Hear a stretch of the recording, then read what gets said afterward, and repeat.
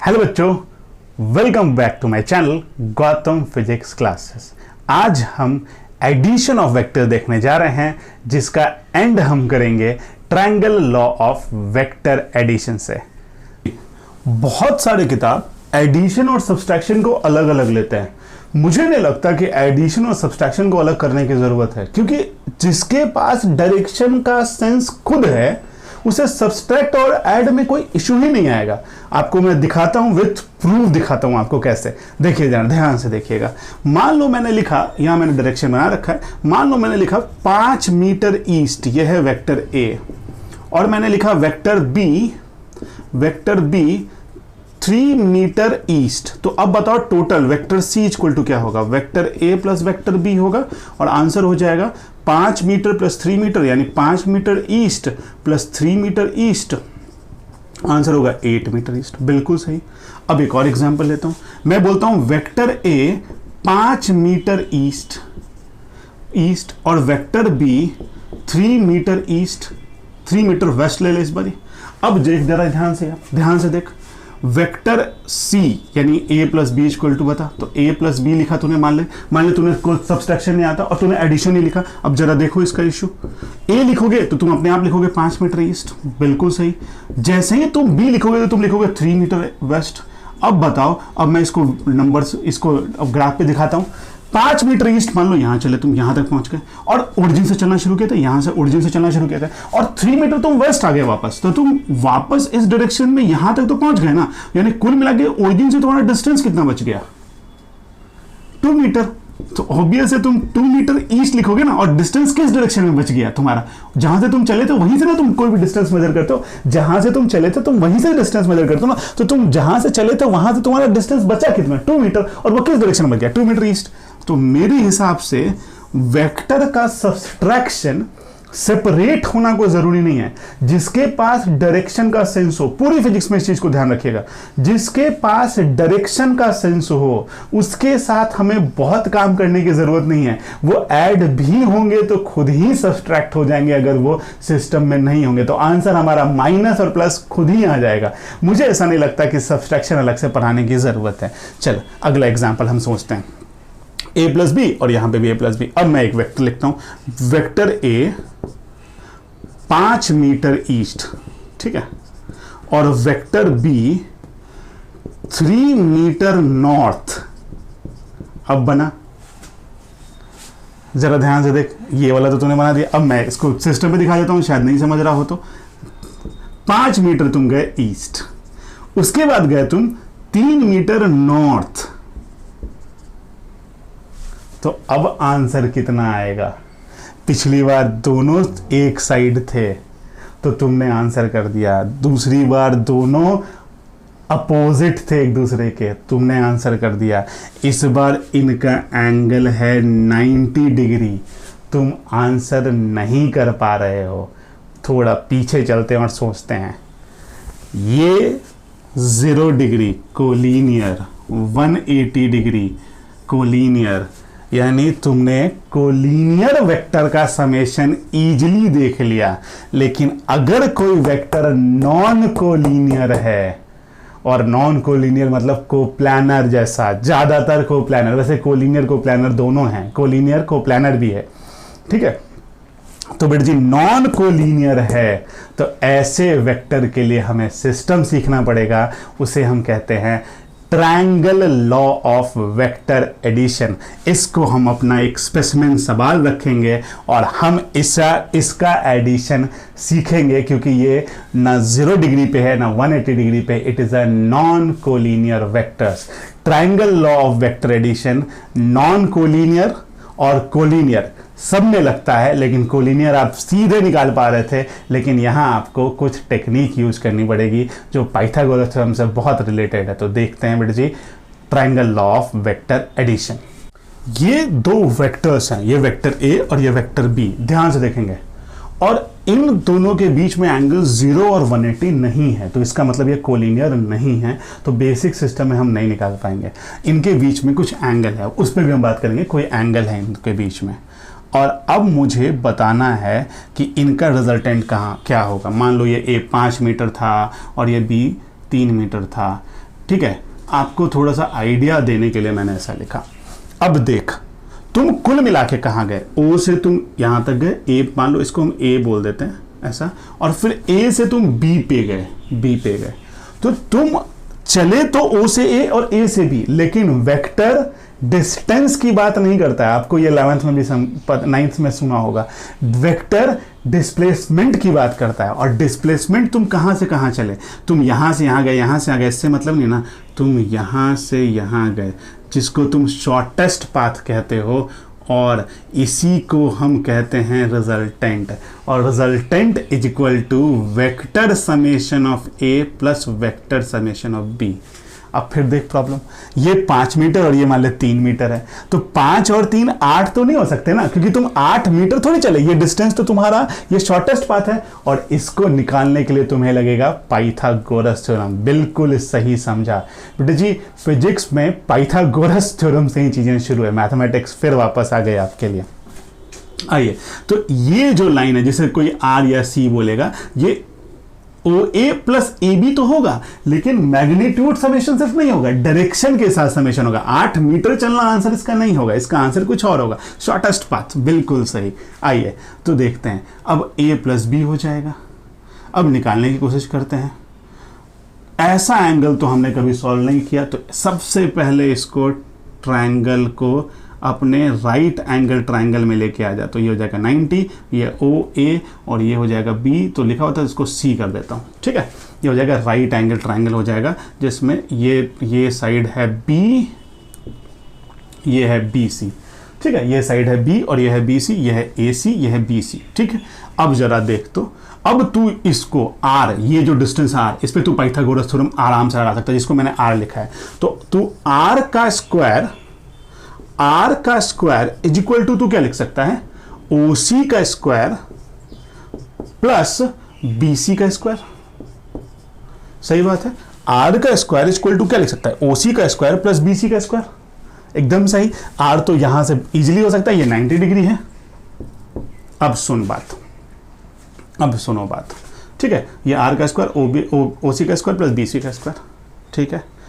O C is equal to क्या लिख सकता है, ओ सी इज इक्वल टू क्या लिख सकता है, ओ सी इज इक्वल टू तुम लिख सकता है ओ ए प्लस ए सी। अब ओ ए की वैल्यू तो तेरे पास है मान ले 5, ऐसा कुछ 5 है, लेकिन ए सी की वैल्यू कहां है तेरे पास, नहीं है ना, तो ये भी हमें सोचना पड़ेगा, निकालना पड़ेगा। देखते हैं। इसी तरह सिमिलरली बी सी की वैल्यू भी तुम्हारे पास नहीं है, बी सी की वैल्यू भी तुम्हारे पास नहीं है। बी सी एक स्ट्रेट लाइन है तेरे पास, तो इस लाइन की वैल्यू थी, ए बी वाली लाइन की वैल्यू थी, बी सी वाले की वैल्यू तो थी नहीं तुम्हारे पास, तो ये दोनों निकालना पड़ेगा। देखिए इसके लिए क्या करते हैं, यहां ध्यान से देखना। ट्रायंगल बी ए सी दिख रहा है सबको, बी ए सी, ये वाला, ठीक है, ये 90 है और इसको मैं बोल देता हूं थीटा, ठीक है, इसको मैं बोल देता हूं थीटा। चला जा, तो मैं यहां साइन थीटा इक्वल टू इस ट्रायंगल बी ए सी में बता, साइन थीटा, बाद में सोचेंगे थीटा कौन है क्या है, ये सब हम बाद में बात करेंगे। साइन थीटा इक्वल टू क्या होता है, perpendicular upon base, P H perpendicular upon hypotenuse, तो परपेंडिकुलर कौन है बेटा जी, 90 इधर है, तो परपेंडिकुलर कौन है बेटा जी, देख लीजिए, B C upon A B, B C upon A B, perpendicular B C और ये ए बी, एकदम सही। तो B C equal to A B sine theta. अब ए बी की वैल्यू तेरे पास है, तो ए बी की वैल्यू हम वहां डाल देंगे, यानी B C equal to A B sine theta, equation 1। Similarly cos theta equal to, इसी ट्राइंगल में देख ले, तो cos base upon hypotenuse, base कौन है बेटा जी, ए सी है, और हाइपोटेनस कौन है, ए बी है, तो बेस ए सी और हाइपोटेनस ए बी, यानी A C is equal to A B cos theta, equation 2। एकदम सही समझे हो तुम सारा कुछ यहां तक। अब मैं ये वैल्यू यहां डाल देता हूं, आजा आजा, R is equal to R square equal to O C का स्क्वायर, ओ सी की जगह ओ ए प्लस ए सी, ओ ए की जगह पे हम डाल देते हैं, ओ ए मेरा ए है, तो ए और प्लस ए सी की वैल्यू मेरे पास है A B cos theta, A plus A B cos theta का whole square. Plus B C की जगह पे क्या डाल सकते हैं, बी सी देख ले कितना है, प्लस बी सी स्क्वायर है, तो बी सी कितना है बेटा जी, ए बी साइन थीटा का whole square plus A B sine theta का होल स्क्वायर, ठीक है। चल हो गया, ये सारा हो गया, इक्वेशन 1 इक्वेशन 2 था। तो अब जरा देख, R square is equal to A plus B का होल स्क्वायर ब्रेक कर दे, A square plus A B square, A B कितना है, अच्छा ए बी की वैल्यू डाल देते हैं सीधा ना, ए बी की वैल्यू डाल देते हैं, ए बी कितना है बेटा जी, बी है, तो इसको लिख देता हूँ बी साइन थीटा का whole square, B sine theta का whole square plus A B cos theta का होल स्क्वायर प्लस यहाँ ए बी कॉस थीटा है और ए बी कॉस थीटा है, तो ये हो गया, ये भी बी है, ये भी बी है, तो ये बी कॉस थीटा का स्क्वायर, ए स्क्वायर, हम पहले एक को टर्म को बैक कर ले, A square plus B square plus 2ab plus 2 into A into B, इसका क्या है बेटा जी, B cos theta plus 2ab, bracket बंद कर ले, प्लस अब अगला टर्म आया ए बी साइन थीटा, इसका स्क्वायर कर ले, तो ए बी साइन थीटा की वैल्यू वी साइन थीटा, यानी B square sine square theta. थोड़ा उस तरफ कॉम्प्लिकेटेड हो रहा है, मैं इसको अब हटा देता हूँ, मैं अब इसको हटा देता हूँ, ठीक है, इसको मैं अब हटा देता हूँ, इसको मैं इजीली यहाँ पे लिखना चाहता हूँ, वहाँ थोड़ा सा आपको थोड़ा सा हेजी है, आपको समझ नहीं रहा है शायद, ठीक है।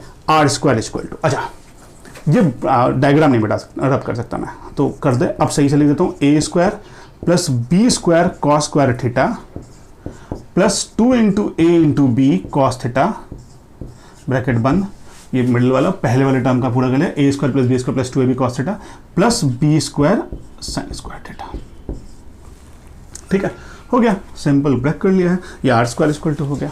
चलो ध्यान से देख, R square is equal to A square B square cos square theta, B square sine square theta common दिख रहा है, तो मैं पहले तो इसको plus B square sine square theta plus cos square theta, बिल्कुल सही, प्लस 2ab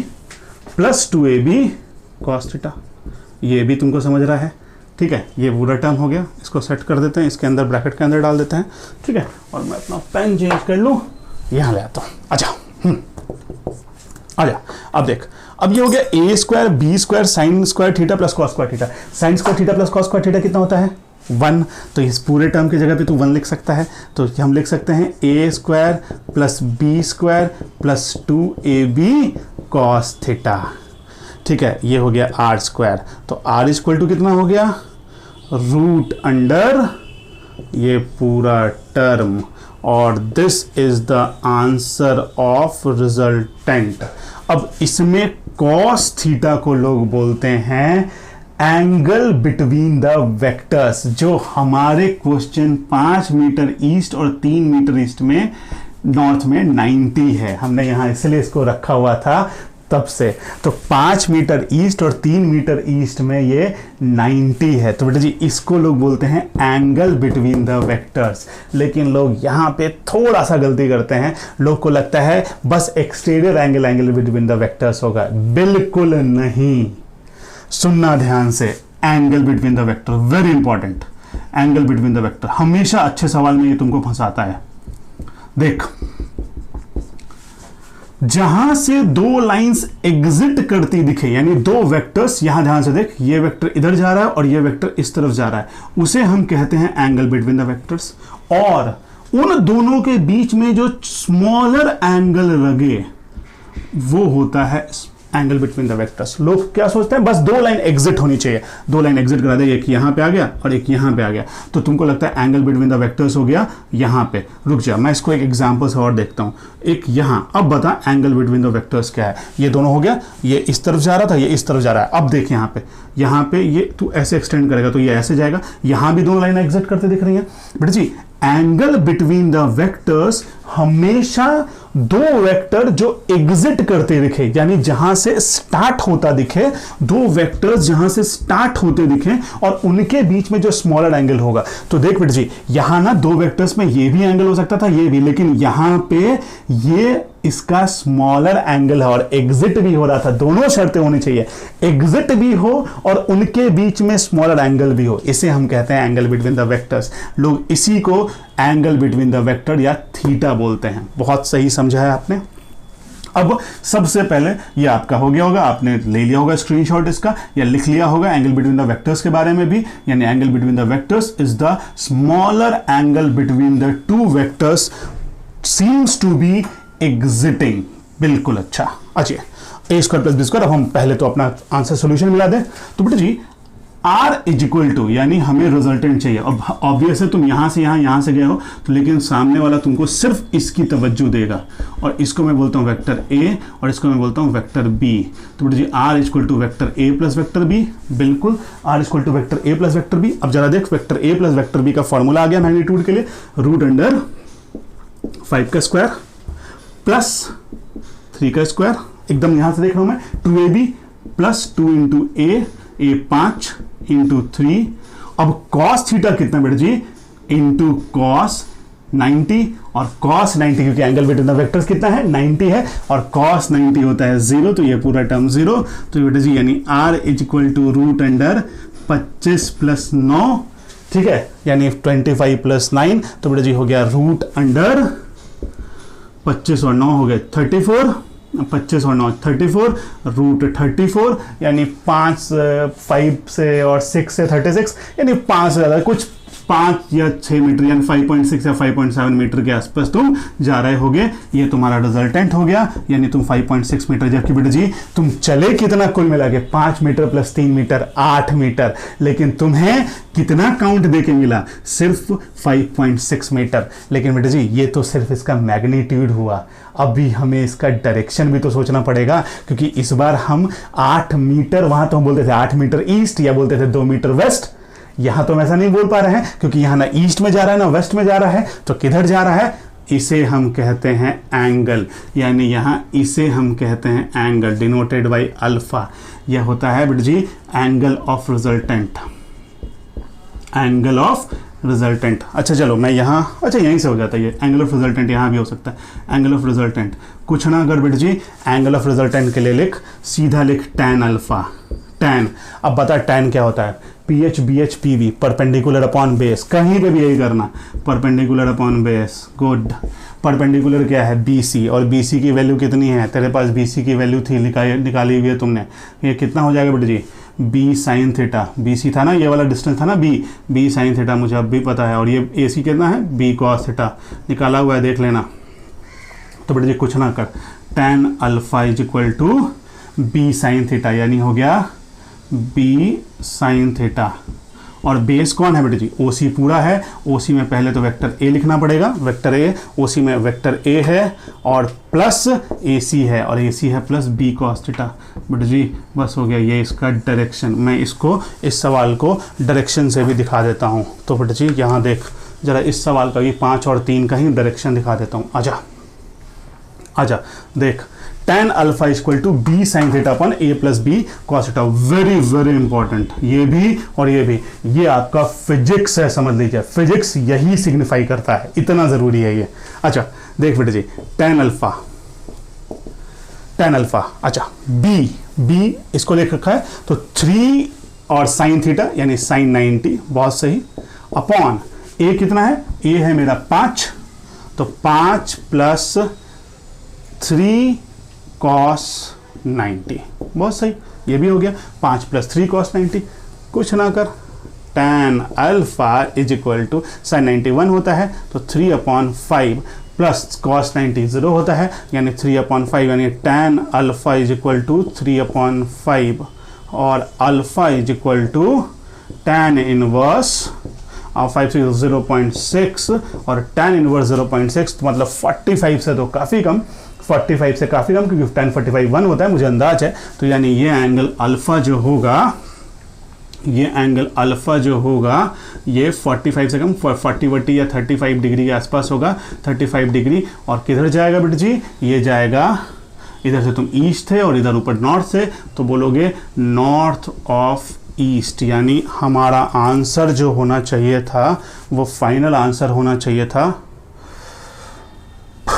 पहले ये आप लिख लीजिए, ये पूरा लिख लीजिए, ठीक है, ये पूरा लिख लीजिए आप, मैं बताता हूँ कहाँ लिखता हूँ। फाइनल आंसर होना चाहिए था, यहाँ लिख देता हूँ मैं, यहाँ, ठीक है, इसको हटा देता हूँ। मेरा फाइनल आंसर होना चाहिए था बेटा जी, 5.6 metre, resultant R equal to 35 degree north of east या नॉर्थ ईस्ट जिसको आप बोलते हैं। ठीक है, अब मैं आपको फाइनल ट्रायंगल लॉ के फॉर्मूले लिख देता हूं यहां ध्यान से। मैग्नीट्यूड निकालने का फॉर्मूला, मैग्नीट्यूड का formula root under A square plus B square plus 2ab cos theta. यही सब्सट्रैक्शन में भी चला दोगे, b की जगह पे माइनस हो जाएगा, तुम समझ सकते हो, कोई दिक्कत नहीं आएगी तुम्हें। और इसके डायरेक्शन का formula tan alpha equal to कितना हो जाएगा बेटा जी, b sine theta upon a plus b cos theta. चलिए बेटा जी, इस मैसेज के साथ हम आज की क्लास खत्म करते हैं। नेक्स्ट क्लास में हम वेक्टर एडिशन के बड़े सवाल करेंगे और अच्छे सवाल करेंगे, बड़े क्या अच्छे सवाल करेंगे और देखते हैं कि हमें कितना तक समझा है। मिलते हैं नेक्स्ट क्लास में, बाय।